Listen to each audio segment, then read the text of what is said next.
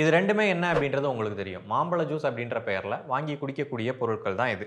இது 2த்தோட விலையும் அப்ராக்ஸிமேட்டா சேம் தான். பட் இந்த 2த்துக்கும் ஒரு சில வித்தியாசங்கள் மட்டும் இருக்கு. அது என்ன அப்படின்றத நான் சொல்றேன்.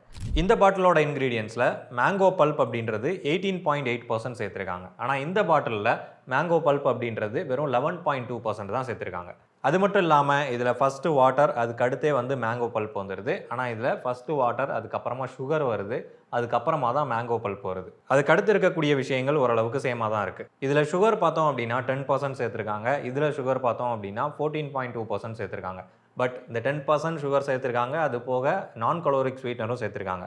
ஏன்னா வெறும் 10% மட்டும் சீனியை போட்டால் ஸ்வீட்னஸ் அந்தளவு இருக்காது இல்லையா, அதுக்காக தான் நான் கலோரிக் ஸ்வீட்னர். இதை எதுக்காக சொல்கிறேன் அப்படின்னா, இந்த மாதிரியான பொருட்களை வாங்குறத தவிர்த்துக்கிறது நல்லது. பட் அதே சமயத்தில் நம்மளால் தவிர்க்கவும் முடியாது. சில இடங்களில் வாங்கி தான் ஆகணும், குடிச்சு தான் ஆகணும் அப்படின்றப்போ. ஸோ என்னை பொறுத்த வரைக்கும் குருட்டி கம்பெனியோட, கூசா கம்பெனியோடது கொஞ்சம் மேங்கோ பல்ப் அதிகமாக இருக்குது. தவிர்க்க முடியாத சூழல்களில் நீங்கள் இதை ப்ரிஃபர் பண்ணிக்கலாம். இந்த மாதிரி ப்ரிஃபரன்சஸ் வீடியோ வேணும்னு நினச்சிங்கன்னா கமெண்ட்டில் சொல்லுங்கள். அப்படி இல்லை இது தேவையில்லாத ஆணின்னு நினச்சிங்கன்னா அதையும் சொல்லுங்கள்.